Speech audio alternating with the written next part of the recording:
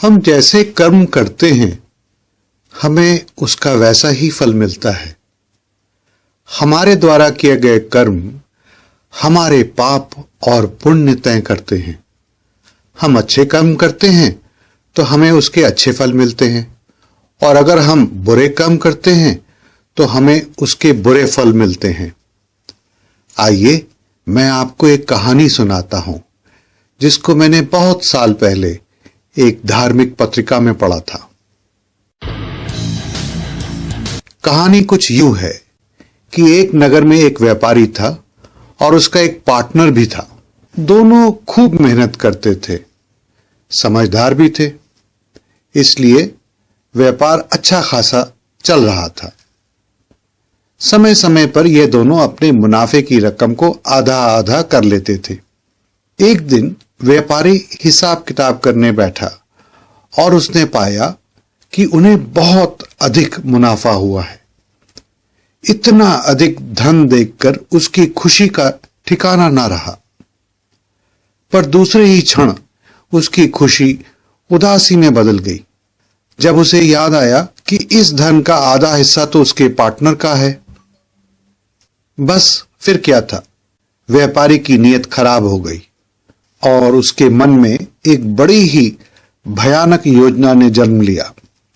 इस व्यापारी ने एक डॉक्टर के साथ मिलकर अपने पार्टनर को दूध में जहर दे दिया। उस दूध को पीते ही व्यापारी का पार्टनर स्वर्ग सिधार गया। समय का पहिया घूमता रहा और अब वह व्यापारी नगर का सेठ बन चुका था। उसका व्यापार दूर दूर तक फैला हुआ था। वह एक आलीशान महल में रहता था और उसके पास ठाट बाट नौकर चाकर की कोई कमी नहीं थी। धन दौलत तो उसके पास इतनी थी कि शायद गिनने में कई दिन लग जाएं, परंतु देखिए किस्मत की करनी, उसकी कोई औलाद नहीं थी। पति पत्नी ने न जाने कितने मंदिरों, साधु और सन्यासियों के यहां जाके माथा टेका। उन्होंने कितने ही व्रत रखे थे और धार्मिक अनुष्ठान करवाए थे। शायद बहुत समय बाद उनकी किस्मत जग गई और तब कहीं जाके उन्हें एक पुत्र रत्न की प्राप्ति हुई। समय धीरे धीरे आगे बढ़ता रहा। सेठ का बेटा बड़ा हुआ। वह बड़ा ही सुंदर, कुशल और बड़ों का मान सम्मान करने वाला संस्कारी युवक था। उसकी पढ़ाई लिखाई ट्रेनिंग खत्म होने के बाद सेठ ने एक सुंदर सुशील लड़की से उसका विवाह कर दिया, जो कि उसी की तरह एक संपन्न परिवार से आई थी। सब कुछ ठीक ठाक ही चल रहा था। सेठ बहुत खुश था और अपने पुत्र से बहुत स्नेह करता था। एक दिन उसका पुत्र बीमार पड़ा और देखते ही देखते बीमारी ने भयंकर रूप धारण कर लिया। डॉक्टरों ने जवाब दे दिया, कोई भी इलाज नहीं काम कर रहा था। हर समय सेठ अपने पुत्र की चारपाई के पास खड़े होकर आंसू बहाता रहता था और बहुत ही दुखी रहता था। उसे समझ में ही आ रहा था कि वे क्या करे। अचानक एक दिन सेठ का बेटा जोर जोर से हंसने लगा और उसने कहा, पहचाना नहीं मुझे? सेठ हैरान हो गया और बेटा बोलता रहा।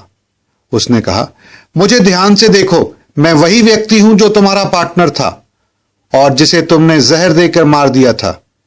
अब मैं जा रहा हूं, तुम अकेले ही इस धन दौलत में मजे करो, तुम्हारा कोई वारिस भी नहीं बचा। सेठ की तो मानो छाती ही फट गई। बड़ी मुश्किल से उसने अपने आप को संभाल कर अपने बेटे से पूछा, चलो मुझे जो करने का फल मिला तो मिला, परंतु इस सुशील कन्या का क्या कसूर है जिसे तुम विधवा छोड़कर जा रहे हो? सेठ का बेटा फिर बड़ी मुश्किल से मुस्कुराया और बोला, क्या आपने इसको भी नहीं पहचाना? ये वही डॉक्टर है जिसके साथ मिलकर तुमने मुझे जहर दिया था। इसको भी अब इसके कर्मों का फल मिल गया है। यह कहकर सेठ के बेटे के प्राण पखेरु उड़ गए। दोस्तों, ये तो कहानी है, लेकिन इस कहानी से हमें बहुत अच्छी सीख मिलती है कि हम जैसा करते हैं हमें वैसा ही फल मिलता है। इस जन्म में नहीं तो अगले जन्म में हमें अपने कर्मों का फल भोगना ही पड़ता है। एक बहुत अच्छी कहावत है ना कि जैसा बोओगे वैसा काटोगे। अगर हमने बबूल का पेड़ बोया है तो हम आम नहीं खा सकते, हमें सिर्फ कांटे ही मिलेंगे। मित्रों, अगर हमने कोई गलत काम किया है या किसी को दुख पहुंचाया है या किसी को धोखा दिया है या किसी के साथ बुरा किया है तो हम कभी भी खुश नहीं रह सकते, कभी भी सुख से चैन से नहीं रह सकते। हमेशा किसी न किसी मुश्किल परेशानी से घिरे रहेंगे।